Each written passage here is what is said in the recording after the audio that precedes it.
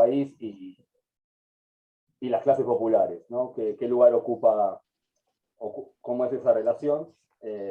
No es el virus no es el virus, el populismo no es el virus que afecta al país, ni es peor el coronavirus, pero bueno, es muy interesante la mirada sobre cómo lo planteó Ernesto Semán, y es una alegría poder escucharlo y poder conversar con él. Así que Ernesto, muchísimas gracias por la predisposición a participar, y bueno, con total libertad queremos escuchar. Bueno, muchas gracias por invitarme, gracias por estar ahí. Eduardo me estuvo contando brevemente antes de que empezáramos la historia del club, me pareció fascinante. No la sabía al haber aceptado la invitación, pero me confirmó lo acertado de poder sumarme al menos un ratito para charlar con ustedes. Cuando uno presenta un libro, uno asume dos cosas, ¿no? Uno asume que uno tiene que hacer como que el otro leyó el libro, en lugar de andar contando el librito capítulo por capítulo a charlar de los temas, pero al mismo tiempo tiene que asumir que la gente no leyó necesariamente el libro y que puede participar de los temas de los cuales uno va a conversar sin necesidad, como si fuera un examen de haberlo leído. Así que es un género un poco raro, que yo pensaba encarar hablando un rato antes de abrir a las preguntas con un poco de la historia de por qué escribí el libro, de cómo surgió el libro. Justo antes de que entráramos al aire, conversábamos un poco me preguntaban sobre el clima en Noruega. Acá son las 11:05 de la noche. Está oscuro, está un poco frío. Esto tiene relación con el comienzo del libro. Y mientras hablamos de ello, me preguntaban si me afectaba o no, y efectivamente me afecta. Afecta a todo el mundo, ¿no? El invierno es muy largo, es un poco frío, pero sobre todo es muy oscuro. Y te cambia mucho la perspectiva del mundo, te cambia tu agenda, te cambia las cosas que haces, te cambia el tipo, no necesariamente la vitalidad, pero el tipo de vitalidad que tenés. Y lo mismo pasa en el verano cuando hay 23 horas de sol, y te sentís mucho más así, expansivo y con ganas de estar afuera, con no estar un segundo sentado frente a una computadora o frente a un libro. Y estamos hablando un poco de eso, y me acordaba de la enorme presencia, una de las cosas que aparecen en los clásicos, sobre todo en el Facundo de Sarmiento, pero después se repite de formas menos ricas en los discursos antipopulistas, sí, del siglo XX, la enorme presencia de la cuestión externa a la política como los factores que predisponen a los sujetos a tener ciertas actitudes, ¿no? En el Facundo, viste, Sarmiento describe a los gauchos como esos tipos que terminan sometiéndose fácilmente y a cambio de favores materiales, entregando su voluntad política a los caudillos. Pero el grueso de la descripción, sobre todo la primera parte, no tiene que ver con el error o el defecto político de hacer eso, sino con las condiciones que lo generan. Y esas condiciones son siempre externas, no son políticas. No tienen que ver con las opciones políticas que los gauchos tenían en ese momento, sino tienen que ver obviamente, con las cuestiones del ambiente, con lo que significa la pampa, con la desolación, con el aislamiento que tienen entre ellos, con el tipo de comida que comen, con la relación que tienen con la carne, con el tipo de actividad que hacen, que tiene que ver con cazar, con la caza de animales y con la relación con la sangre y todo eso. Hay un fuerte énfasis en las miradas sobre el ambiente externo a la política, que en algunos casos tiene también un componente más racista, ¿no? Hay toda una teoría más elaborada, no tanto en Argentina, sobre cómo los países del norte, donde la gente efectivamente tiene más disposición a estar sentada, en condiciones frías tiene más tiempo para pensar racionalmente, a diferencia de los pueblos del trópico, que son más menos dispuestos a pensar y más dispuestos a usar el físico, etcétera, etcétera.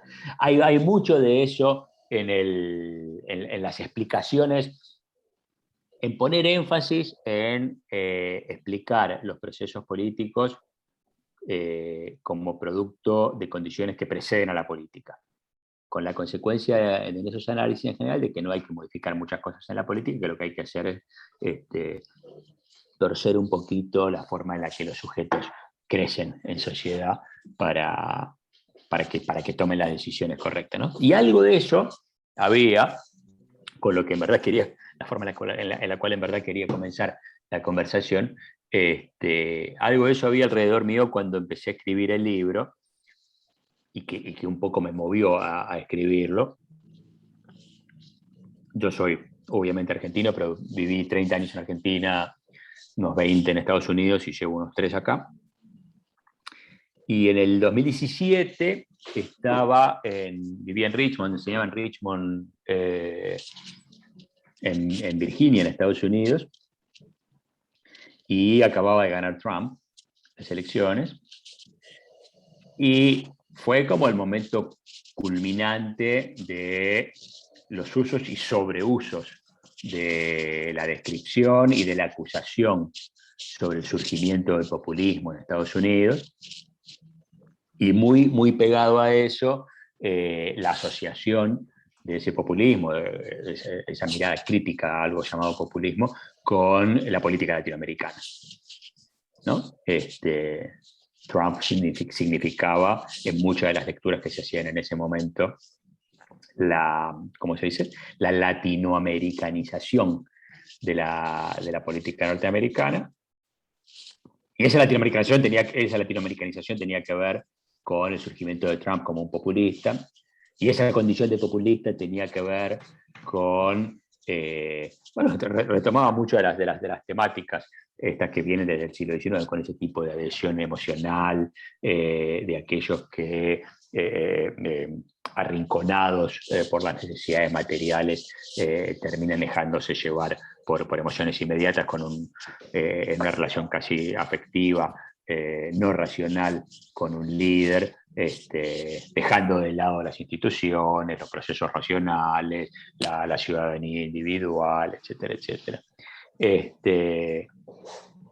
Con el agregado de que en Estados Unidos eso parecía muy como estigmatizado en su asociación a Latinoamérica, ¿no? Las comparaciones entre Trump y Perón eran como muy ubicuas, con Chávez, con todo lo que se pudiera llamar el populismo. Y una de las cosas que a mí me interesaba en ese momento, que empezaba, que el 2017 es los primeros años del gobierno de Trump, es que la resonancia que tenía eso, en lugar de ser una cosa original, tenía una resonancia muy particular.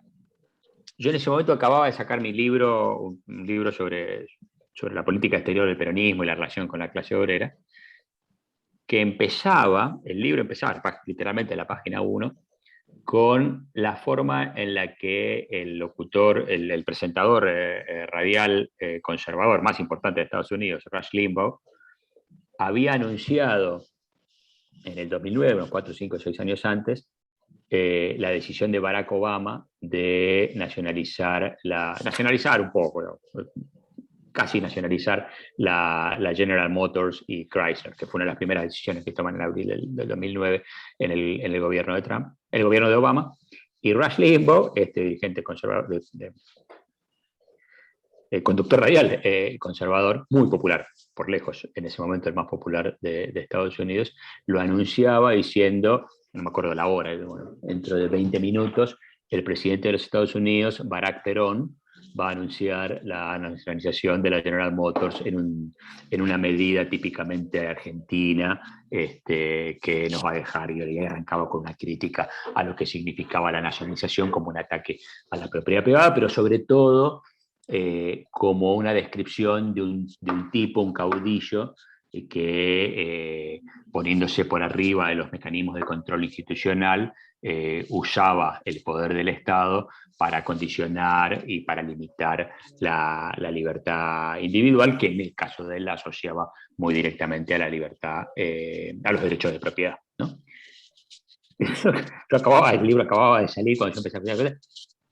Parecía muy interesante que el término populista se empezara a usar para Trump cuando uno lo había... Lo de Limbaugh era representativo de toda otra multitud de pensadores y de opinadores públicos conservadores que habían hecho esa asociación con Obama un tiempo antes.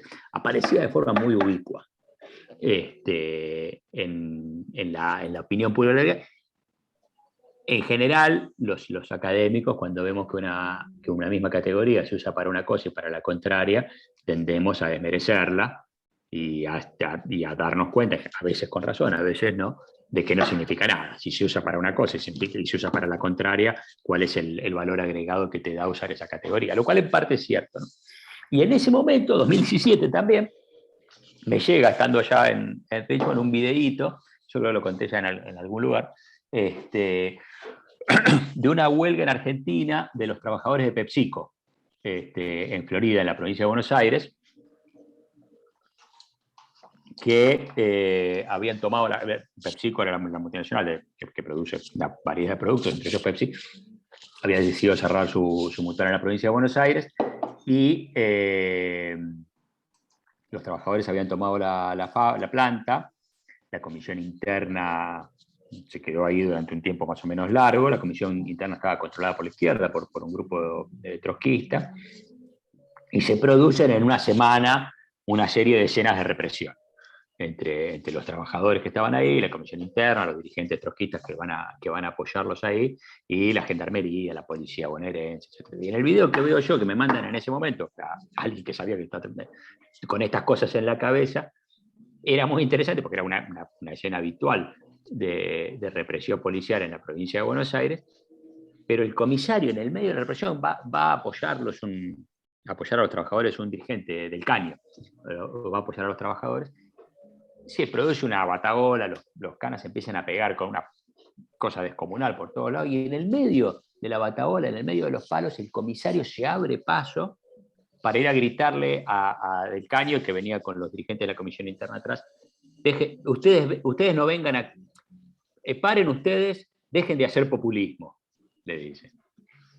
Me pareció encantador, en varios sentidos. Uno, me pareció encantador el presunto error del comisario, que le atribuía la condición de populista a un grupo político que ciertamente es uno de los por izquierda más críticos a las experiencias populistas argentinas, pero me pareció mucho más interesante que el error que el comisario se tomara su tiempo, sus 3 segundos en el medio de la represión, para buscar con palabras, con un discurso, darle sentido a lo que estaba haciendo, cosa que no es usual.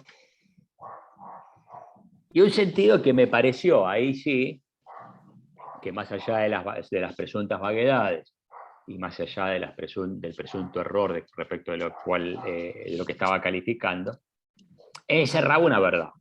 Y que el tipo lo que estaba queriendo decir, diciéndole a Del Caño, a la comisión interna, era: no vengan acá a joder, no vengan acá a hacer quilombo.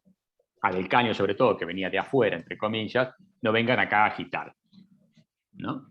Entonces ahí creo que ahí fue exactamente cuando decidí que podía, que había algo para escribir sobre el populismo, en el sentido de que la idea de que el populismo, de que había algo llamado populismo, por más vago que fuera, que era un obstáculo para preservar el orden social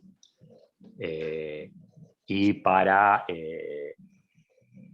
construir, digamos, un camino hacia adelante en la Argentina, era una cosa que se venía proyectando en el tiempo y que ya había dejado de ser una discusión de académicos o una cosa de dirigentes políticos que lo usaran solamente como acusación, sino que se había esparcido un poco más en la sociedad. Entonces había un núcleo, una variedad de personas que podían ser un candidato a presidente, o un académico, pero que podía ser un comisario, podía ser un empresario, podía ser un trabajador, que le daba sentido, correctamente o no, a una serie de cosas que pasaban en la vida, la situación del país, su propio sueldo, la situación de un hospital, a partir de creer que había algo que se llamaba populismo, que era el obstáculo que impedía que esas cosas fueran mejores, ¿no? Y ahí es donde uno empieza a ver que efectivamente, más allá de la vaguedad de la categoría populismo, hay una forma generalizada y precisa con la que se usa ese concepto para desarrollar tu propia mirada del país. Ahí es donde uno puede empezar a pensar que el antipopulismo, más allá de la vaguedad de aquello que se opone, es en sí mismo algo que tiene una densidad propia, que tiene una estabilidad propia y que puede ser, por tanto, explicada y que puede ser, por tanto, también historizada, digamos, ¿no? Entonces, ese es un poco el presente en el que surge el libro, con la idea, efectivamente, de historizar ese presente, ¿no? En dos sentidos. Por un lado, tratar de ver las críticas a algo llamado populismo en Argentina son ubicuas a lo largo del tiempo, pero no son siempre las mismas. Entonces, tratar de ver cuáles eran las distintas formas, desde una variedad de espacios políticos que a lo largo de la historia habían significado en esa cuestión, la incorporación de las masas a la política, a lo largo, sobre todo a lo largo del siglo XX, como un problema, como una deformación, como una imperfección que hacía difícil la evolución de la Argentina. ¿Qué variedad de fuerzas habían encontrado, fuerzas sociales y fuerzas políticas, habían encontrado en la terminología del antipopulismo lo que se denomina un lenguaje común disponible, ¿no? Y que esa variedad de expresiones podían ir, fueron literalmente desde la mayor parte de las izquierdas, la socialista, la peronista, marxistas, maoístas, hasta sectores nacionalistas, conservadores, liberales, proyectos modernizadores, proyectos decadentistas. Como una variedad tan amplia de sectores que en muchos otros sentidos no tenían nada que ver entre sí, y que más aún en los momentos más trágicos de la historia argentina iban a constituir las víctimas y los victimarios, podían haber configurado una mirada de la Argentina en la cual el populismo aparecía como el obstáculo. Y al mismo tiempo historizarlo en el sentido de para ver, bueno, esta diversidad existió, ¿qué pasó en algún momento de la Argentina para que toda esta variedad de ideas y de opiniones, que podían muchas tener que ver con cómo enriquecer la democracia argentina, se fueron disolviendo, fueron corriendo hacia distintos lugares para que el antipopulismo tomara un corpus mucho más consistente, como el que yo veía en este presente, mucho más consistente, mucho más homogéneo, con un clivaje social más definido y con una idea de país también muy definida, que es el antipopulismo que conocemos y al cual estamos más habituados nosotros en los últimos 10 o 20 años, que yo creo es algo que se construye sobre todo a partir de 1976, cuando el antipopulismo se transforma en una mirada más recalcitrante o más visceralmente asociada a la idea de que ese obstáculo llamado populismo se resolvía, se afrontaba a partir de la eliminación del peronismo, ¿no? Después de una variedad de ideas respecto de qué hacer con el hecho peronista, que compitieron entre sí y que en muchos casos tuvieron coqueteos con el mismo peronismo, lo que se consolida desde el 76 en adelante, sobre todo en la experiencia de la dictadura argentina, era la idea de la irredimibilidad, que era un sujeto irredimible y que su eliminación era lo que podía poner en función, poner en marcha la democratización de la Argentina. Dentro de la dictadura misma, cuando uno empieza a ver los documentos secretos y los documentos políticos y las discusiones hacia adentro, pero también las discusiones hacia afuera, una de las cosas interesantes que uno empezaba a ver en este proceso de historización es que la cuestión democrática, por más perverso que pueda parecer, está presente casi desde el principio en el discurso de la dictadura y en las discusiones internas, bajo la idea de, bueno, ¿cuáles son las condiciones que nos van a permitir a nosotros devolver el país a los actores civiles, ¿no?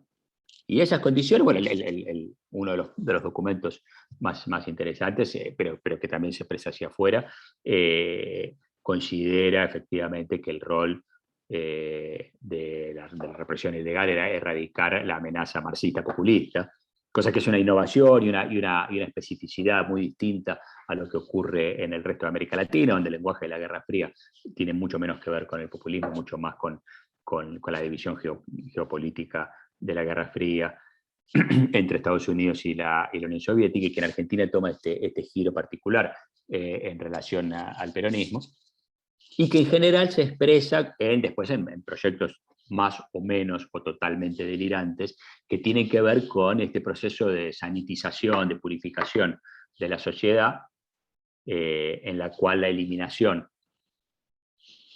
en general del peronismo, pero no tanto del peronismo como organización política, no solamente del peronismo como organización política, con el cual en muchos casos también hay intentos de acercamiento, sino con su legado como forma de política plebeya. La idea de que los sectores obreros y sobre todo su representación, los sindicatos, tienen un peso excesivo y tienen una especie de exceso de derechos que terminan dificultando, digamos, el desarrollo económico, pero aparte creando una forma de tensión social que las instituciones democráticas no pueden efectivamente procesar, ¿no? Entonces aparecen ideas de erradicar el peronismo, de crear una corte de notables, de crear una especie de aparato por arriba del Congreso con miembros vitalicios que pueden intervenir cuando aparezcan estos sujetos irredimibles, etcétera, etcétera. Una serie de delirios más o menos despóticos, digamos, pero que siempre tenían en la cabeza la idea esta de reubicar, digamos, la forma en la que el legado populista se hacía presente en la Argentina. Entonces, en construir esa historia y en reponer a los distintos actores que a lo largo del siglo XX habían compartido algo de esta mirada, lo que buscaba ayer de alguna manera era, ¿cómo decirlo?, era nombrarlos. Nombrar al antipopulismo en sus propios términos, ¿no? En la historia, digamos que hay dos formas de desaparecer. Una, la famosa, contra la cual los historiadores siempre peleamos, que es la desaparición por abajo, ¿no? Los relatos que omiten a los actores sociales o políticos que no están en el poder o que luchan contra él. La historia desde abajo en general tiende a buscar una forma de resarcimiento de eso. Los ejemplos más típicos son los trabajos históricos que en algún momento empiezan a restituir a la narración histórica que efectivamente en tal o cual país había negros, o había mujeres, o había inmigrantes, etcétera, etcétera. Argentina es un lugar, digo yo, saludablemente muy poroso, digamos, donde las jerarquías se establecen, pero son siempre muy disputadas, y en la historia también pasa lo mismo. Entonces, la jerarquización de la historia oficial contra los sectores olvidados siempre es disputada, nunca es tan estable como en otros lados, y siempre aparecen las miradas revisionistas contra la historia oficial, aparecen casi simultáneamente, digamos, ¿no? Pero hay otra forma de desaparición en la historia, que es lo que uno podría llamar una especie de desaparición por arriba, que es la de grupos que aparecen asociados a una diversidad de experiencias, pero separados entre sí,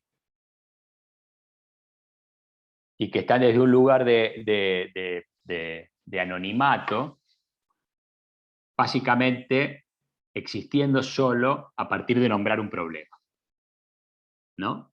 Que ellos no existen como fuerza, sino que existen simplemente como una reacción a un problema que existe en el país. Eso era para mí, y es, si el libro lo logra, el objetivo del libro. Ver que esa variedad de grupos son un actor político relevante en la Argentina. tienen un papel y han cumplido un papel significativo, y que la historia argentina, sobre todo la historia reciente, pero no solo la historia reciente, no puede explicarse sin reponerlos a ellos en la historia. No solo, no tanto, como la reacción ante el fenómeno populista, ante el legado revoltoso del peronismo, etcétera, etcétera, sino como actores en sí mismos con una mirada específica del país y con un desarrollo de políticas específicas desde el Estado, ¿no? Hay una... en inglés, los términos como antipopulismo o antiinmigración o anti cualquier otra cosa, el prefijo anti va separado por un guión, ¿no? Que el prefijo y el sujeto. Y en algún momento, creo que en las memorias de ella, Hannah Arendt dice que ella no va a usar, que ella no usó antisemitismo con un guión, y que lo escribió siempre todo junto, porque ponerlo como un guión sería asumir que existe algo que se llama semitismo, contra lo cual estos grupos actuaban. Y que en realidad estos grupos no actuaban como una reacción ante eso, sino que eran efectivamente un sujeto en sí mismo, que no necesitaban ningún prefijo. El antisemitismo era una fuerza en sí misma. Hay algo de eso,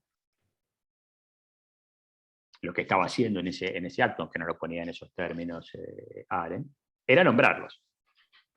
Era especificarlos y emanciparlos de su propio discurso para entenderlos en el contexto general de la historia. Eso es un poco lo que yo intentaba hacer, en una medida mucho más modesta que la de Hannah Arendt, pero lo que intentaba hacer con ese grupo de la historia argentina. Volver a ponerlos sobre la mesa y volver a darle a ese grupo una entidad para poder estudiar, ahí sí, cuál era su recorrido histórico y cuál era su especificidad más allá de aquello a lo que se oponía. Reconstruir, si uno quiere, la trayectoria, reconstruir un archivo, ¿no? Para los historiadores usamos mucho el término archivos y en general comúnmente el archivo uno lo asocia con un lugar al cual uno va a buscar documentos, casi como si como si la historia pudiera ser un tribunal, ¿no? En el cual hubiera pruebas,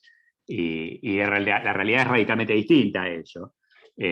No hay pruebas en la historia, lo único que uno hace es al contrario, es asociar un archivo a una idea, construir, hacer un recorrido hacia atrás, casi físicamente, para ir hacia atrás y ver en una variedad de materiales cómo reconstruir una idea respecto de algo a lo que bajo ningún concepto tenemos acceso, porque pasó antes, digamos, ¿no? En este caso es relativamente cercano, pero aplica para cualquier cosa en la historia de la Edad Media.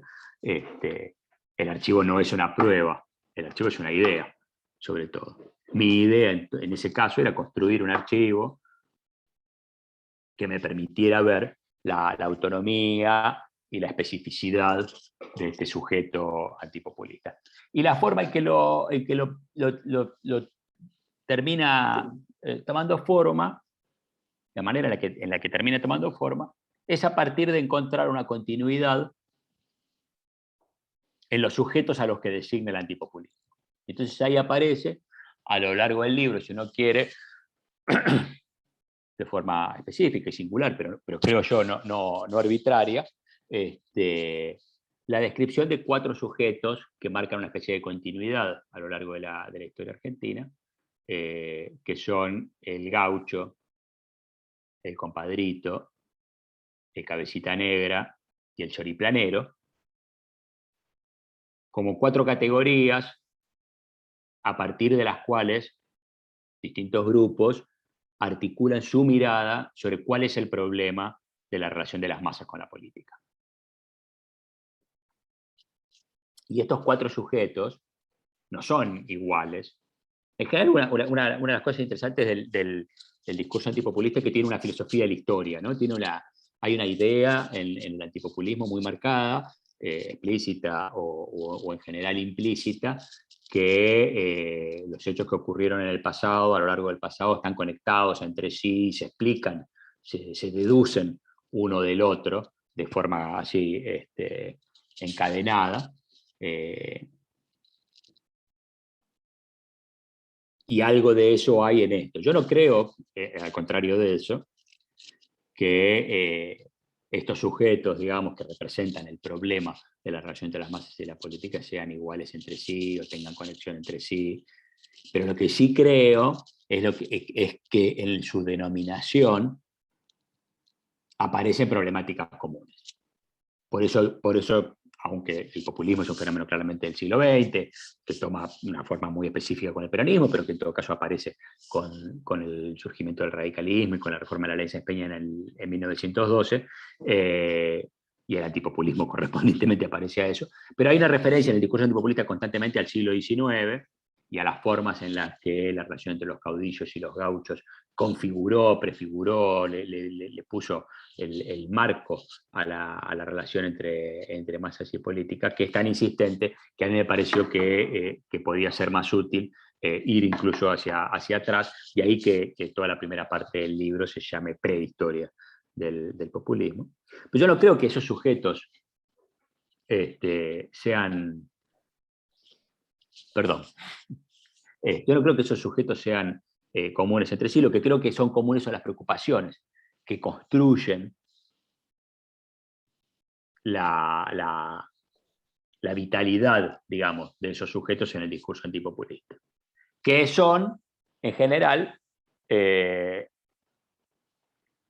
no, son los grupos que vienen de abajo y que en general son derivados, son secreciones de soluciones a los problemas del momento, ¿no? El gaucho, que es la base social de los caudillos del siglo XIX, en particular todo eso está formateado a partir de la mirada de Facundo, de los seguidores de Rosas.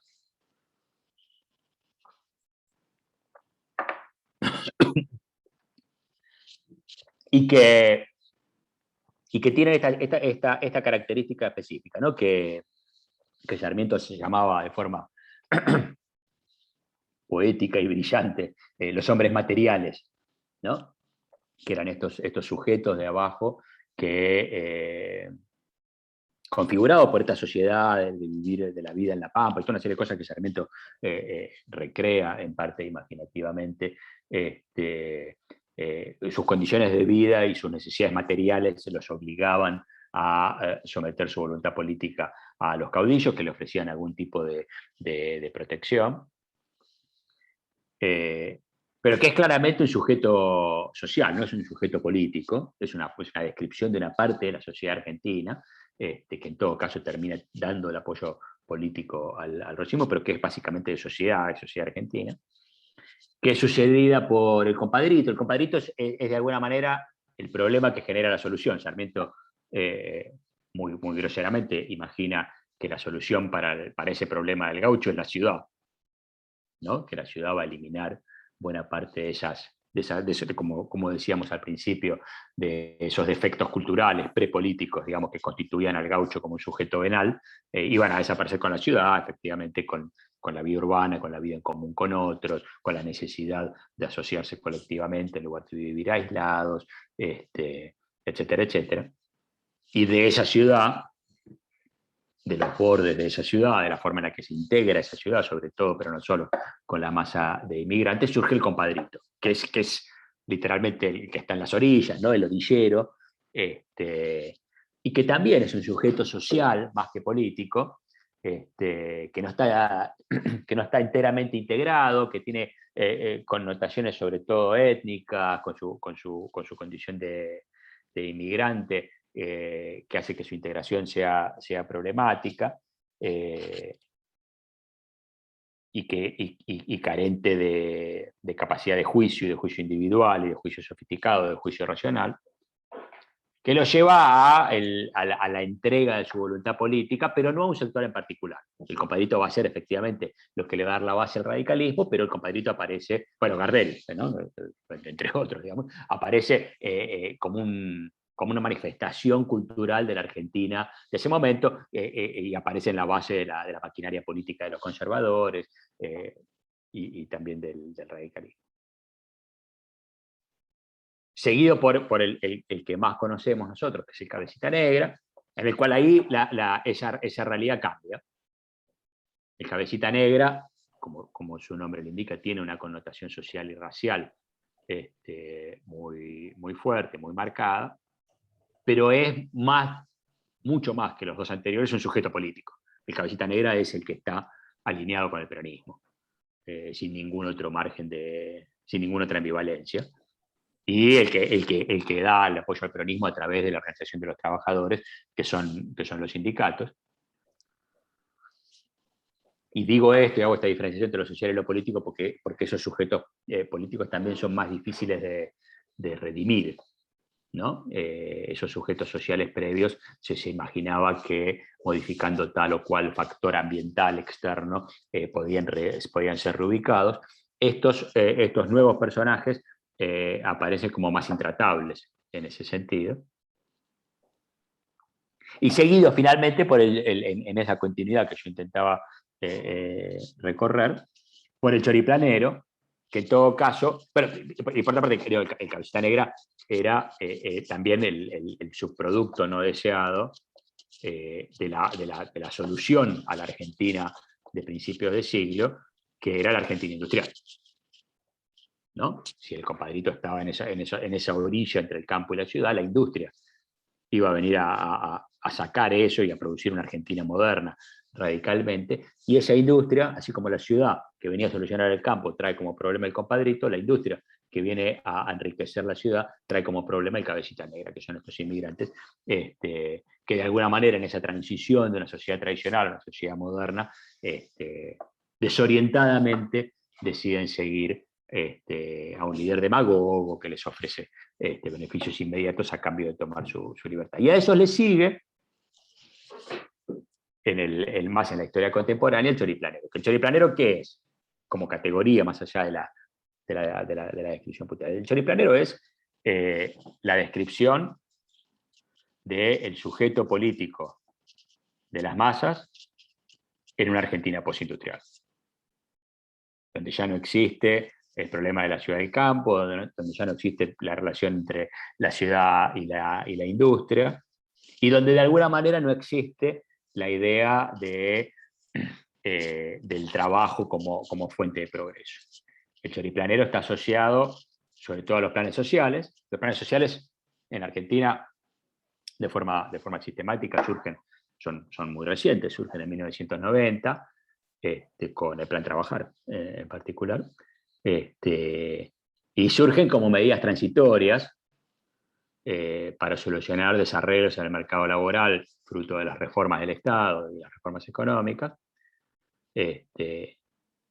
soluciones temporales que muy rápidamente se transforman en soluciones permanentes, alrededor de las cuales muchos generan, a esta altura del partido, más de una generación, reorganiza su vida, sus prioridades, su propia subjetividad y su relación con la política, desde un nuevo mundo en el cual efectivamente la relación entre identidad política, ingresos y trabajo es distinta a lo que había sido antes. Es una Argentina en la cual la idea de esa relación directa entre trabajo e ingreso no es la experiencia palpable de amplios sectores. Y que entonces, desde ese lugar, nuevamente, desde esa imperfección, desde esa grieta, esa deformidad en la forma en la que se constituyen socialmente, terminan entregando, en este caso sobre todo al Estado, en una relación ya mucho más marcada. Si Sarmiento hablaba de los hombres materiales, la idea del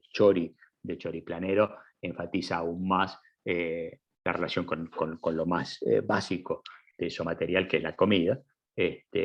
Terminan entregando su voluntad política por fuera del trabajo, por fuera de la inserción social, a los patrones, a los punteros, representados en general alrededor del Estado o de los punteros peronistas, ¿no? Bueno, hablé como un montón, así que lo voy a dejar acá, digamos, pero en todo caso, digamos, quería hacer ese recorrido de la que me parece que es el que organiza un poco la narrativa del libro, y que en todo caso, digamos, es la forma que me permite a mí, en esa narración, hacer de una pregunta histórica que sale desde el presente, como toda pregunta histórica, una mirada hacia el pasado, como una especie de tirar de un hilito, digamos, para ver qué sale del pasado, pero con la vista mucho más puesta, y de ahí que he terminado con esta descripción en particular, con la vista mucho más puesta en hacia dónde va esa mirada en el futuro. Así que nada, bueno, lo dejo ahí, hablé más de la cuenta como siempre, y en todo caso no sé, no tengo idea de cómo es la dinámica y Bueno, cómo seguimos hablando, pero me abro a lo que quieran. bueno, vamos Me a abrir el enmudezco en espacio. primer lugar. No, no te molesta. Vamos a abrir el espacio de preguntas. Quien quiera realizar preguntas las anota en el chat, y si alguien tiene intenciones de hacerlo realmente, también vamos a intentar poder charlar entre todos, así que quien quiera poder hacer una pregunta, que la haga, o por lo menos que me avise por el chat y le doy la palabra. Yo aprovecho y te pregunto, Ernesto, por el término populismo. Te pregunto por el término populismo. Me parece que esconde el sentimiento de odio a lo popular. ¿Cómo surge el término populismo? Porque para mí es bastante reciente. En realidad, no, lo que busca es demonizar a lo popular, decir que lo popular es demagógico, o quien gobierna para los sectores populares hace demagogia. Eh, y lo otro que te quería preguntar es, vos dijiste bien que era bien propio de las tensiones del siglo XX con antecedentes en el XIX. ¿Cómo ves el siglo XXI, la relación populismo-antipopulismo?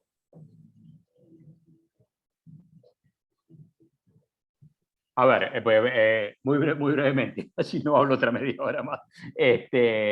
No, a ver, sí, el populismo efectivamente funciona, y en ese sentido es poco interesante y por eso uno lo tiende a descartar. Funciona al menos como categoría de análisis que revele algo nuevo y mucho más como acusación, ¿no? En inglés se llama concepto arma, ¿no? Weaponized concept, como algo que se usa para acusar. Más que otra cosa, y que efectivamente, como bien sugerías vos, es algo que de forma generalizada es relativamente nuevo. Yo daba clase, yo hace 10 años daba clase en NYU, en Nueva York, y le preguntaba a los estudiantes qué quiere decir populismo, y muchos eran latinos también, y en general son muy buenos estudiantes, y ninguno sabía. Ninguno podía dar una respuesta. Y hoy le pregunto a los chicos que son de acá, que son de Noruega, que de pronto tienen una relación mucho más lejana con América Latina, y el 100% tiene una respuesta errónea o no, pero eso es parte del lenguaje común, mucho más accesible. Si es un odio a lo popular, ahí de nuevo, ahí se me está colando una voz, ¿no? Sí. Pero no soy yo. No, Silenciamos. está mal, me parece. A ver ahí.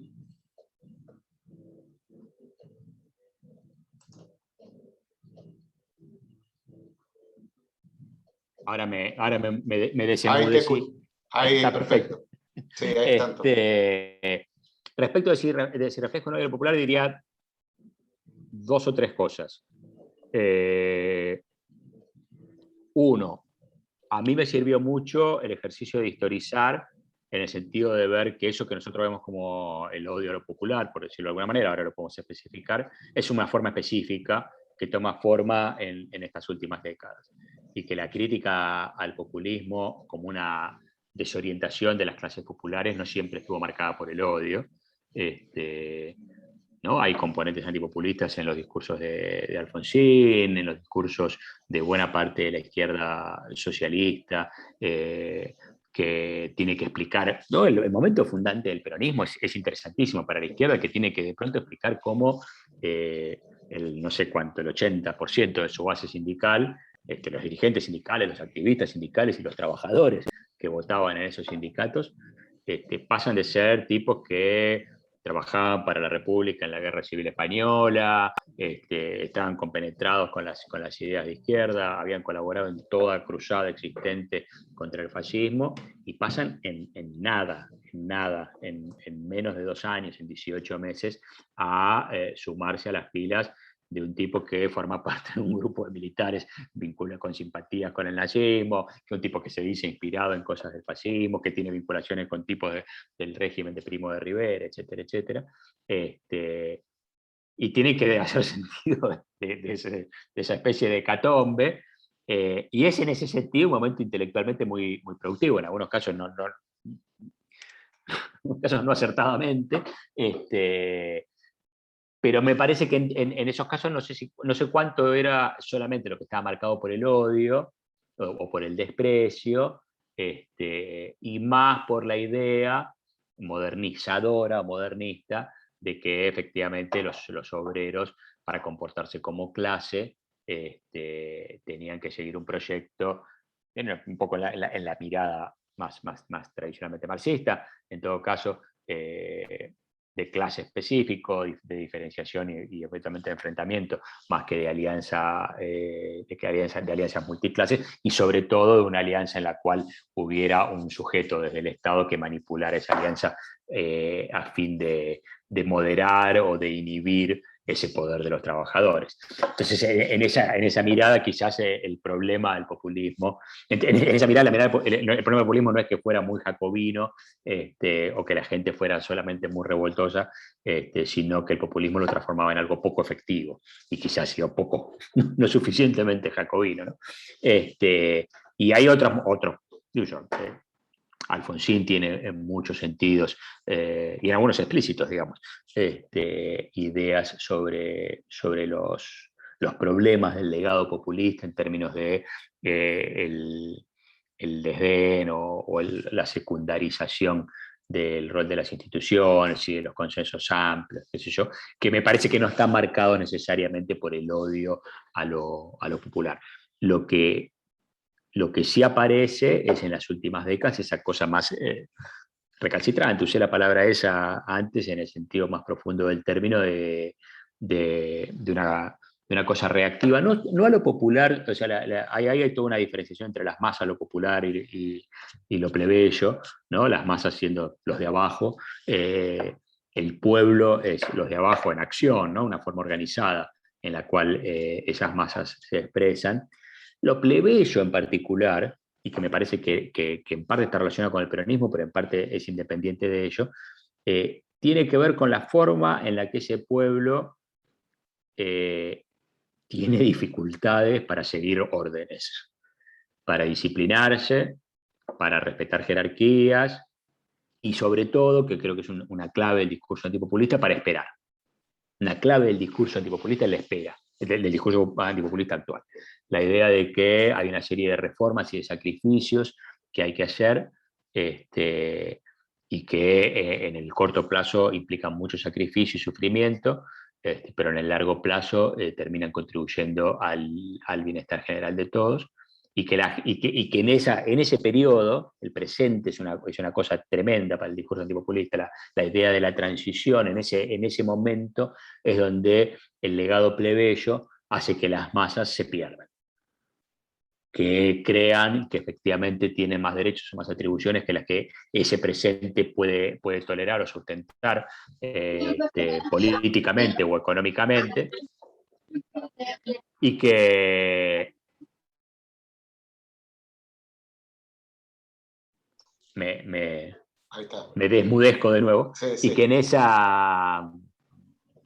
esa forma de perder el presente se sacrifica el futuro. En los casos específicos nuestros más recientes, esa es la explicación más genuina, más honesta, que da Mauricio Macri de cómo es la crisis de su gobierno. En el libro de él, que tiene muchas vaguedades, pero tiene algunas cosas que sí son bastante precisas, él ve el momento crítico de su gobierno en los 2 meses posteriores a la elección de medio término, ¿no? La elección de medio término del 2017 le da un triunfo no muy cómodo, pero significativo contando las circunstancias, y el gobierno ahí intenta avanzar y se choca 2 veces contra la misma pared, primero con la idea de la reforma laboral y después con la idea de la reforma previsional.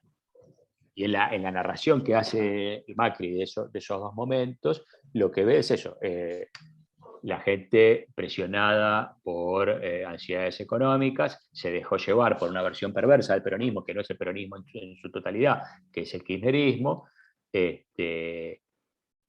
resistiendo estas reformas, lo cual obligó al gobierno a ralentarlas, lo cual generó desconfianza hacia afuera y prolongó la penuria que en realidad ellos venían a remediar, ¿no? Ahí hay una mirada en la cual específicamente aparece de forma muy, muy específica una diferenciación, digo, por ahondar un poco en la afirmación tuya, la diferenciación entre masas, pueblo y plebeyo. Ahí es donde la herencia plebeya y la traducción de esa herencia plebeya en los usos políticos, en este caso por esa forma pervertida del peronismo, que es el kirchnerismo, termina jugando un rol central. No sé si con eso más o menos respondo lo que preguntabas. Horacio, vos querías preguntar. Sí. Ernesto, un comentario, y aprovechando que vos estás en Noruega, hace poco un candidato acá en la provincia de Buenos Aires, en un programa de televisión... Quería importar noruegos. Claro, hizo la alusión un poco resignada de que en Argentina, que no podemos importar noruegos, ¿no? Bueno, ese es el caso, perdón que interrumpa. Me pareció ese comentario como para introducir una apretada síntesis de antipopulismo, ¿no? Eso fue genial, pero de nuevo, de una forma muy específica del antipopulismo, que es la idea que mencionábamos antes de la irredimibilidad, de que el sujeto populista es irredimible. Básicamente, Manes tenía que explicar la participación en sus listas de un expuntero del PJ bonaerense, un exintendente del PJ bonaerense, y para explicarlo dijo, bueno, tenemos que hacerlo, la política, con quienes están, porque no podemos importar noruegos, ¿no? Sí. Y lo dijo con naturalidad, no era una... no era un razonamiento profundo, digamos, pero me parece que justamente por eso era más interesante, digamos, la naturalidad con la que aparece, sin ser procesado, la idea, ahora sí, de que no hay instrumentos que te permiten, como sí lo sabía, ¿sí? en el discurso antipopulista de hace 50, 60, 70 años, que te permitan corregir ese defecto, ese componente plebeyo de lo popular, ¿no? Tenemos que hacer política con esto, y la única posibilidad de no hacer política con esto es reemplazarlos genéticamente, digamos, por noruegos. El día que Manes se entere que el 75% de la gente de acá pertenece a los sindicatos, que es el Estado que más participación tiene, gasto público más participación tiene en el PBI, y que tiene la mayor cantidad de empleados públicos de Europa, se va a dar un patatús. Pero el razonamiento sigue vigente en relación a esta idea de lo irredimible, ¿no? Claro. Y esos de nuevo son, como esta cuestión de la espera, son componentes particularmente nuevos, que en todo caso me parece que empiezan a tomar forma, algo que uno ve yendo hacia atrás, empiezan a tomar forma, y yo lo sitúo hacia fines de los 60 en el Cordobazo. El Cordobazo, en el 69, es el momento del hartazgo. Es el momento en el cual, después de 200 años de gobiernos no democráticos y de haber hecho lo posible y lo imposible por erradicar al peronismo, la sublevación y lo plebeyo aparece por otro lado, donde, como dijo Krieger Ballena, a mí me echaron los obreros mejor pagos de América Latina, donde la distribución de ingresos, el nivel salarial, o la provisión del peronismo, nada explica ni alcanza para maniobrar ese espíritu plebeyo, que coincide con un momento de época, me parece, en América Latina. Ese es el momento, fines de los 60, es el momento en el cual un grupo de 5 o 6 chicos de Chicago, chilenos, de la Universidad de Chicago, vuelven a Chile y van a ver al presidente de ese momento y le dicen, no, tenemos un programa que está buenísimo, que implica una serie de reformas, y que el presidente de turno les dice, yo no hago esto ni loco, esto solo se puede hacer bajo un gobierno dictatorial, que es lo que efectivamente va a ocurrir 3 o 4 años después. Es el momento de la famosa frase del comienzo de conversación en la catedral de Mario Vargas Llosa, en qué momento se jodió Perú, ¿no? Empieza a aparecer en ese momento la idea del hartazgo y de la falta de paciencia como un dinamizador del discurso antipopulista. Para mí ese es un momento clave, en particular en la historia argentina, que después toma una forma particularmente sanguinaria durante el golpe, y deja como legado, obviamente de formas mucho, por suerte, mucho menos sanguinarias, estas ideas que aparecen en discursos como el de Manes, de la irredimibilidad. Sí. Mi impresión, y retomando en relación a una pregunta que hizo Edu que quedó sin contestar, mi impresión es que hacia el siglo XXI, del cual ya tenemos una buena parte recorrida, lo que queda es una permanencia de eso en distintas formas, en la medida de que el discurso antipopulista se nutre de una mirada decadentista, y el país lleva medio siglo en una espiral medio loco, digamos, en el cual no hay formas sustentables en el tiempo, digamos, de un modelo relativamente inclusivo de ascenso social. En ese terreno la idea del hartazgo,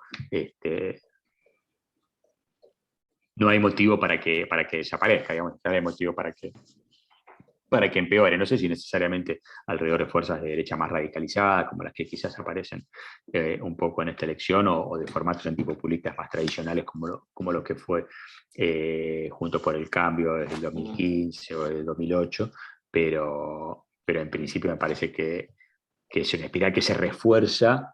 La mirada decadentista se refuerza, digamos, en el espiral de la falta de perspectiva de crecimiento, que es lo que caracteriza a Argentina desde mediados de los 70 hasta ahora, ¿no? Perfecto. Y veo que hay un intercambio con Félix. Sabes que Félix, como yo, pertenecemos a uno de esos ámbitos bien de cuna antipopulista, que es todo el Poder Judicial o el sistema de justicia. Eres un llanero solitario que a veces a veces fui toro, a veces no sé quién fue. Pero bueno, que siempre lo acompañamos. Así que Félix, con todo cariño, te damos la palabra. ¿Qué haces, Edu, querido? Un saludo a todos los amigos y amigas del Mar Nudó, y al querido Ernesto, que hace muchos años que no veo, pero siempre sigo mucho. Nos seguimos mucho, nos seguimos mutuamente. Nos seguimos mutuamente. Estás por Noruega ahora. La verdad, yo tengo especial aprecio por Ernesto, y además me da mucho placer. Hace muy poco lanzamos acá en mi barrio, en Parque Chas, unos queridos amigos lanzaron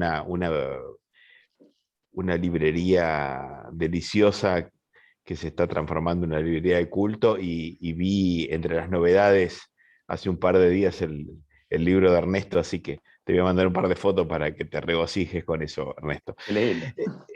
Che, mira, yo quiero volver unos cuantos escalones atrás sobre lo que vos planteás, y es el punto de todos los debates alrededor de los asuntos vinculados con el populismo, son la concesión a esa categoría, ¿no? Es la idea de conceder a la categoría del populismo, es la idea también de que estemos debatiendo alrededor de un significante que no es nuestro, ¿no? Siempre tengo la percepción de que cuando nosotros decidimos reflexionar alrededor del populismo, nos corrimos de una dicotomía rioplatense o sudamericana que es popular-antipopular, ¿no? O lo nacional popular, en todo caso. O lo nacional popular. Lo nacional popular, es cierto, es una categoría posterior a lo nacional, me parece a mí, en nuestro continente, no siquiera en nuestro subcontinente, desde la revolución la revolución emancipadora de los esclavos de Haití, digamos, hasta nuestras revoluciones, nuestras últimas revoluciones de Sudamérica. Tuvieron un contenido nacional, pero después la guerra fue respecto al contenido popular, ¿no? Y el segundo asunto sobre el que te quiero plantear la invitación a reflexionar algo, Ernesto, es, la primera es esta, digamos, ¿no? Si cuando hablamos de populismo no estamos nosotros concediendo a un significante peyorativo respecto de lo popular. Lo segundo es si no estamos olvidando el proceso constitutivo de nuestra condición sudamericana sobre los sucesivos genocidios. Digamos, sobre el proceso de acumulación originaria fundado en esa excursión fracasada del Imperio Español, digamos, que no fue capaz siquiera de robar con talento para poder constituirse en un imperio que no fuera diezmado por los corsarios, y después sobre la resistencia respecto de los caudillos, por supuesto, y luego la guerra del Paraguay, me parece que fue el gran proyecto de la resistencia frente a la idea, a la posibilidad de un desarrollo moderno, ¿no? Para nuestro subcontinente, y después este proceso de la excursión fusiladora del posperonismo, y después el gran genocidio del 76, ¿no? Como el inicio de la feroz reconfiguración. Y nosotros, hablando de populismo, si no estamos de algún modo tributando ¿Hola? nos situemos, digamos, ¿no? Me parece que tal vez nuestra disputa es una disputa sobre aquellos viejos ejes, y que ahí deberíamos terminar de referenciarnos, ¿no? El debate entre emancipación nacional y la gran reacción para que aquella emancipación nacional no se transforme en emancipación popular, y que las instituciones de las repúblicas emancipadas sigan funcionando como resguardo de las élites en toda América, ¿no? Aquello que decía Alexis de Tocqueville, ¿no? En La democracia en América. Claro. Veo parte de la esperanza de que la nobleza perviva en las cortes, en los poderes judiciales. Marbury versus Madison en la Corte de Estados Unidos fue el inicio de la posibilidad de que hubiera alguna ingeniería de las normas para que impida que los pueblos de la América Latina tengan algún nivel de autonomía verdadera. Nada, algunas inquietudes nomás, Ernesto, tanto como que para que sirvan de pretexto para charlar con vos. No, buenísimo. Buenísimos los pretextos siempre. Bienvenidos sean los pretextos para hablar o para escribir. Así que no te voy a responder, voy a comentar por arriba nada más, encima tuyo, no superficialmente.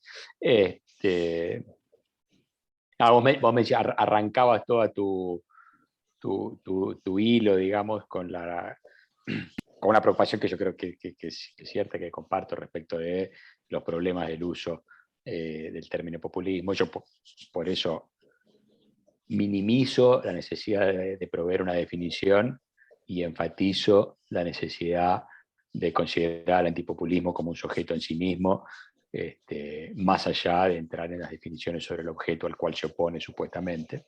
Pero arrancabas eso con una referencia a la Revolución Haitiana, en esa disquisición entre lo nacional y lo popular. Y me acordaba, bueno, la Revolución Haitiana es la primera revolución esclava, ¿no? Y el primer que lleva a la abolición, a la primera República Negra y a la abolición de la esclavitud por primera vez en América. Y Toussaint Louverture se pasa, ¿no? desde 1789 hasta 1799, lidiando exactamente con lo mismo, ¿no? El tipo sabe que lo que necesita es una Santo Domingo donde no haya esclavitud, y en el medio no sabe si eso lo tiene que hacer en nombre de Francia, o en nombre de España, o en nombre de Santo Domingo, o en nombre de Inglaterra, ¿no? Y pierde años y una enorme cantidad de vidas en ver, digamos, cómo el juego de lo nacional se imponía, digamos, o no, sobre lo popular, digamos, que en este caso tenía que ver con la consolidación de una república de esclavos libres. O sea que tenés razón de que el problema es viejo y que no es fácil de solucionar. Yo lo que trato de hacer, en todo caso, a ver, me parece que hay distintas estrategias y todas están bien o mal. Hay mucha gente que no usa el término populismo y ha hecho grandes obras. Alperín Dongui no usa nunca en su vida la palabra populismo, pero es medio como ¿no? Como la referencia que hace Borges al Corán, a los camellos en el Corán. ¿No? Está muy presente ahí, aún sin que la nombre. Ernesto Laclau, que es el filósofo político que repone el populismo ya no como una acusación, sino como una categoría política, toma ese otro camino.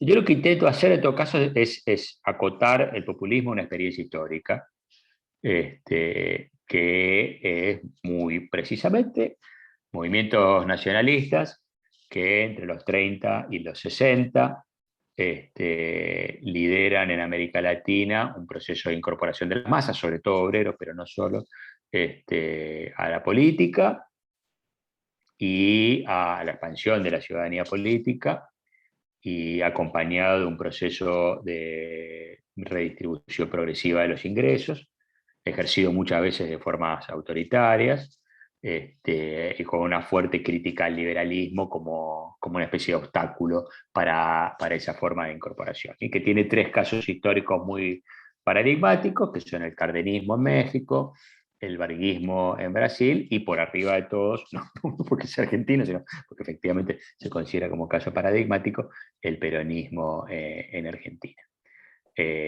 Las reverberaciones de esos procesos se sienten en el tiempo. Yo creo que en el caso de Argentina es el legado peronista, como el legado plebeyo, se extiende a lo largo del tiempo y empieza a morir en algún momento, cada uno encuentra el momento que quiere, a partir del 74, a partir del 76, a partir del 89. Yo creo que hay un momento clave en la historia argentina, que es 4 meses antes de que asuma Menem la aprobación en el Congreso de las leyes de reforma económica, de emergencia económica y de reforma del Estado. Son los dos instrumentos que de forma efectiva y material ponen fin a las materialidades de lo que era ese legado plebeyo, en términos institucionales, en términos de recursos políticos y en términos de recursos económicos.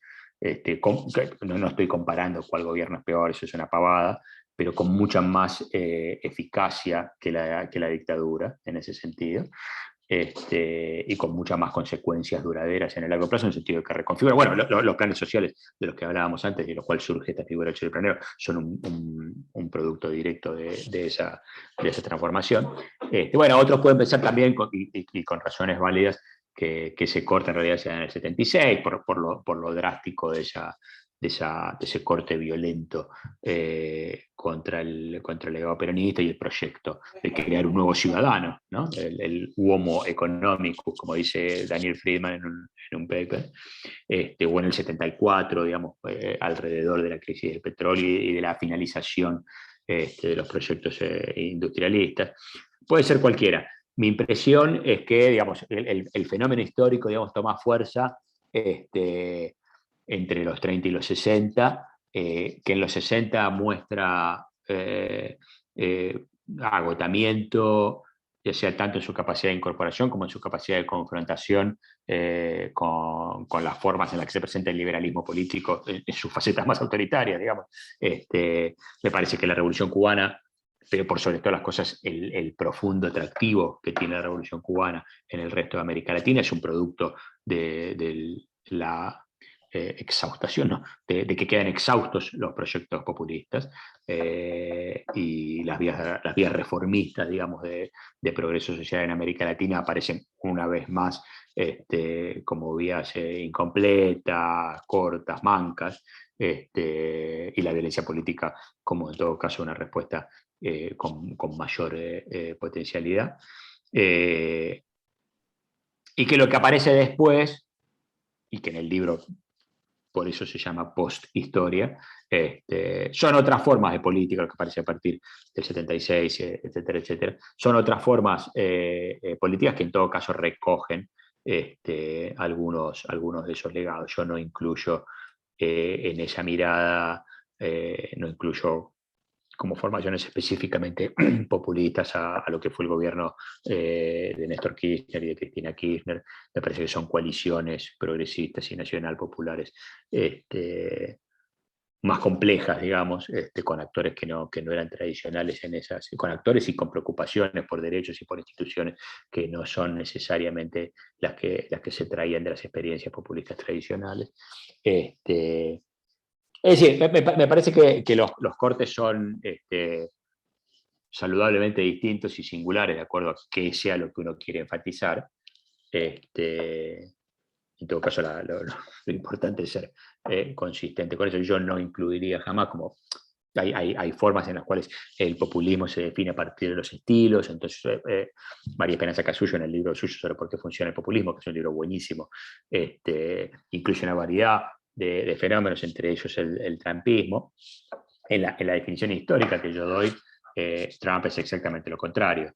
Si los proyectos populistas estuvieron marcados por formas de expansión de la ciudadanía, un fuerte apoyo en la acción colectiva y en las representaciones organizadas de esa acción colectiva a través de los sindicatos, etcétera, etcétera, y un cuestionamiento a los derechos de propiedad como la piedra fundamental de la sociedad. El trumpismo es exactamente lo contrario. Todo eso, uno de los mayores esfuerzos por el desmantelamiento de la acción sindical en Estados Unidos y un reforzamiento desde su biografía personal y los íconos que maneja hasta las medidas concretas de los 4 años de gobierno de reforzar la idea de la libertad individual y los derechos de propiedad por arriba de todo. Entonces a mí no se me ocurriría incluirlo. Quienes mejor entienden que efectivamente hay algo más preciso, en el sentido de lo que decís vos, crítico, del populismo, son ellos mismos. Hay una conversación en el 2019, que no la descubrí yo, hasta en los diarios, entre Trump y Bolsonaro, junio del 2019, en el cual conversan por teléfono y Trump le pregunta qué puedo hacer por Brasil y Bolsonaro le dice: lo que mejor puedes hacer por Brasil es ayudar a Macri para que no vuelva el populismo en Argentina. Entonces ahí tenés dos tipos que de muchas formas que son respetables son vistos como expresiones claras del populismo, entendiendo de su forma específica muy claramente qué es el populismo y cómo ellos no son eso, ¿no? Como el populismo sí es ese fenómeno plebeyo y fuera de control y no una relación emocional o una crítica a las instituciones liberales, etcétera, etcétera. Entonces, y están usando, obviamente no están haciendo teoría política, pero están usando una definición muy precisa. Están actuando creyendo muy claramente lo que quieren decir cuando dicen populismo, ¿no? Y se referían, en el caso a un eventual retorno de alguna de sus formas del peronismo. Entonces me parece que son distintas las estrategias, son varias. Yo no soy un fanático de usar el populismo, de decir nunca se puede usar porque puede decir cualquier cosa, pero sí creo, coincidiendo con vos al final de todo esto, que lo que sí hay que estar alerta es en la idea del uso del populismo como acusación, ¿no? Más que como revelación de un fenómeno específico. ¿Quiénes son para vos los referentes intelectuales hoy del antipopulismo? ¿Hay algún Sarmiento actual? Vos escribís mucho sobre Facundo. Pucha. No, lo que pasa es que el problema que tengo con esa pregunta es que me invita a recaer en aquello que cuestiono, que es la mirada decadentista, y decir, no, bueno, claro, en lugar de Sarmiento tenemos a Manes. ¿Sabés en quién te quería preguntar yo? Que creo que no escribió en ese sentido, pero por Vargas Llosa. Cuando yo te leía y aparecías tantas referencias a Sarmiento y quería trasladarlo a hoy, se me vino la figura de Vargas Llosa. No sé. Puede ser, no puede ser. Lo que pasa es que yo en Vargas Llosa, a diferencia de Sarmiento, encuentro una mayor disociación entre su carrera intelectual y su perfil político. Quizás a los actores de la época le pasaba lo mismo con Sarmiento, no tengo idea. Pero Bueno, pero en parte también Sarmiento transita de formas más entretenidas, porque es un momento aparte específico de la ficción, una relación más ambigua, más histérica entre ficción, ensayo y análisis político, el Facundo entre Hoyos. Vargas Llosa se bandea demasiado, digamos, ¿no? Entonces me cuesta verlo más en ese sentido, y también me parece, tratando de sacarme del decadentismo en el cual me acabo de meter, también me parece que el debate político evolucionó en sentidos específicos que no ayuda mucho a esa experiencia de imaginar quién sería el Sarmiento de hoy, que tiene más que ver con el saber técnico, ¿no? y la estrategia. A mí me impresiona eso, pero eso va en su conjunto, no solo para el antipopulismo. Cuando vos ves el debate en las redes sociales o en los blogs o en los diarios, todo el mundo escribe como si fueran funcionarios. Todo el mundo escribe sobre lo que hay que hacer, ¿no? Uno es un historiador y te dice, esto es lo que el gobierno debería hacer con el agro, ¿viste? Y esto es los 5 puntos para lograr un gran acuerdo exportador y no sé qué cosa. Hay una ambición propositiva que conspira contra la imaginación política, digamos, ¿no? Y que te quita mucho de ese espacio de vitalidad creativa que podía tener la figura de Sarmiento.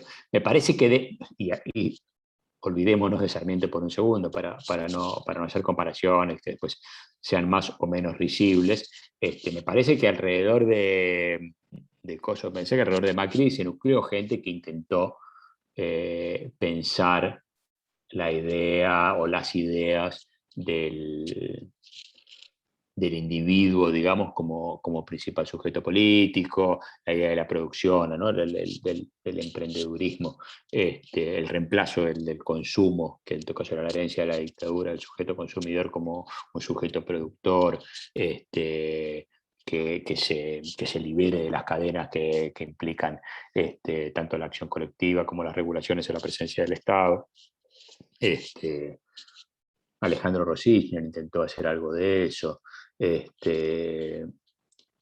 parece que gira alrededor de eso, pero me costaría encontrar a tipos que estén significativamente produciendo un material que a menos que nosotros lo podamos ver. Sebrelli, que podría haber sido, que es un tipo brillante en muchos sentidos, no tiene hoy esa vitalidad intelectual, ¿no? No, eso. Bueno, estamos ya sobre la hora de nuestro espacio. Yo no sé si alguno más quiere participar o hacer algún comentario. Esteban, por favor. Buenas tardes a todos. Ernesto, un gusto. Es la primera vez que te escucho. Soy estudiante de historia y me interesaría si podés comentar brevemente el recorrido que hiciste. Me pareció muy interesante la definición, ¿no?, de estos 4 sujetos históricos que vos mencionás, que vos tomás, y si podrías compartir brevemente el recorrido que hiciste para llegar a esta construcción de populismo que haces, me gustaría muchísimo. Gracias. Gracias. ¿Dónde haces historia? ¿Dónde estás estudiando historia? Estudio en un instituto en La Plata. Qué bueno, buenísimo. No, a ver, me parece que ¿cómo hice ese recorrido? Ahí en algún momento dije yo, cuando empecé a hablar al principio, que las preguntas surgen desde el presente, y me parece que es cierto, las preguntas de un historiador surgen desde el presente, y el momento en el cual los historiadores empiezan a preguntar por qué efectivamente había el rol de la mujer en tal cosa, o si Argentina tenía más o menos esclavos por tal otra, surgen de preocupaciones del presente. Mi preocupación evidentemente por el fenómeno de la reacción al populismo tiene ataduras al presente que las hice explícitas, digamos, pero que si no lo hubiera hecho eran obvias igual. Lo que me parece es que lo que no puede tener un trabajo histórico o un historiador es tener las respuestas en el presente. Entonces ahí es donde uno tiene que rehuir, muchas veces contra la tentación, a encontrar la permanencia, a encontrar en 1810 o en 1860 o en 1930 que los tipos estaban diciendo las mismas cosas que dijo fulano ahora, ¿no? Ejercicio de autocontención que es muy difícil porque a veces encontrás que efectivamente están diciendo lo mismo. Entonces, pero que efectivamente el trabajo de un historiador pasa por ubicar esos materiales, esas palabras, esos hechos, esos movimientos en las situaciones específicas en las que transcurren y usarlos en todo caso para construir una teoría, digamos, una teoría de la historia, una forma de entender cómo ese proceso de evolución. Entonces me parece que el primer paso, digamos, para hacer ese recorrido histórico tiene que ver con las prevenciones. Y me parece que un derivado directo de esa prevención es encontrar lo singular, como decía antes, ¿no? Y cuán distintas y diversas fueron las inquietudes que llevaron a lo largo del siglo XX, sobre todo, a distintos sectores a considerar la integración de la masa de la política como un problema. Sobre todo cuando estás pensando en actores que terminaron siendo víctimas de otros que se consideran antipopulistas. Entonces hay un ejercicio ahí que uno tiene que ser muy, muy, muy delicado, ¿no? Los derivados del antiperonismo en los 20 años que siguen al golpe del 55 te llevan a gente que compartía ese mismo lenguaje común de derrotar al fascismo de los dos lados del campo de concentración, ¿no? Entonces hay que ser muy cuidadoso en cuanto a no hacer esa generalización. Y entonces me pareció a mí que una forma de protegerme de eso era reconstruir las miradas de esos sujetos sociales y ver cómo en esas miradas, en cada una de esas miradas de cada uno de esos 4 sujetos, convergían desde muy distintos lugares distintas voces, ¿no? Entonces me parece que el camino central fue ese, no arrancar por el lado efectivamente quiénes eran los sujetos sociales que componían lo que se llama el gaucho, o el compadrito, o el cabecita negra, ni mucho menos intentar buscar una definición a por qué los cabecitas negras o los choriplaneros eran populistas o no eran populistas, sino ver qué estaba presente, olvidarse de que esos por un momento, por un segundo, de que esos sujetos existían como tal, y tratar de pensar cómo fueron construidos discursivamente y cuáles eran los elementos comunes, las preocupaciones comunes que tenían esos discursos. Obviamente yo no creo que el discurso sea algo emancipado de la realidad, ¿no? Y que el gaucho fuera cualquier otra cosa, digamos. Me parece que tiene mucho que ver con las relaciones específicas de cada uno de los momentos. Pero me pareció que si yo quería que muy claramente que hacer una historia del antipopulismo no me obligara a reconocer la existencia del populismo, un poco yendo a lo de Félix. Y lo mismo, digamos, si el antipopulismo tiene una mirada que es muy de una filosofía de la historia, lo cual me obligó a moverme hacia el siglo XIX, que esa vuelta hacia el siglo XIX no me obligara a mí a concebir a mí una filosofía de la historia que atara a los seguidores de Rosas con los quienes reciben planes sociales en el Gran Buenos Aires ahora. Renunciar muy activamente a eso para en cambio encontrar cuáles son lo común y lo específico en cada una de esas miradas. Ahí hay algo interesante que a mí me pasó mucho revisando el antiperonismo del 45 al 55, pero que aplica a todo el periodo, que es cómo tratar de escuchar la diferencia en la repetición, ¿no? Si vos te acercás, como cualquiera de nosotros se acerca episódicamente a Periodo 45-55, encontrás todo lo mismo, ¿no? Hay una serie de actores, todos los que son antiperonistas, que dicen todo lo mismo a lo largo de 10 años, ¿no? Que Perón es un fascista, que la influencia del fascismo, que hay que derrotarlo, que el bonapartismo, que la inicio del... Y tenés que escuchar 750 veces para empezar a escuchar en el ritmo de eso, que en realidad hay distintas cosas. Y que lo que decía el Partido Socialista no es lo mismo que decía el Partido Comunista, y que eso no era lo mismo que lo que decía Rojas, y que eso no era lo mismo que lo que decía los sectores nacionalistas, que no era lo mismo que lo que decía la Marina o la aviación. Hay un ejercicio ahí entonces que es seguir ese ritmo continuo a lo largo de la historia, pero para desarmarlo, ¿no? Entonces, bueno, está efectivamente el gaucho como ese hombre material, y uno podría ver en el Compadrito, en el Cabecita Negra, y mucho más en el Choriplanero, descripciones casi calcadas, y la tentación de pensar que Sarmiento imaginó los 200 años siguientes de historia. Parte de eso uno lo puede tomar así, pero solo a los efectos de empezar a ver cómo en cada una de esas instancias uno encuentra singularidades distintas respecto de quiénes son los que construyen discursivamente a ese sujeto. Eso es más o menos la respuesta. Un poco voltera, pero me parece que era lo que quería decir. Esteban, ¿querés hacer un comentario o repreguntar algo? ¿Querés preguntar algo de lo que respondió? ¿Querés hacer un comentario? No, agradecerle por la generosidad de la respuesta. Muchas gracias. Bueno, No, a ustedes, a vos y a ustedes. Ernesto, me sumo a lo que dijo Esteban, agradecer tu generosidad, tu predisposición. Tenemos un desfasaje de horario, vos allá. Son las 12:30 de la noche, está mi familia durmiendo en las puertas que ustedes ven atrás, hay una familia durmiendo, o tratando. Bueno, muchísimas gracias, Ernesto. ¿Dónde podemos conseguir el libro? ¿Cómo se puede conseguir?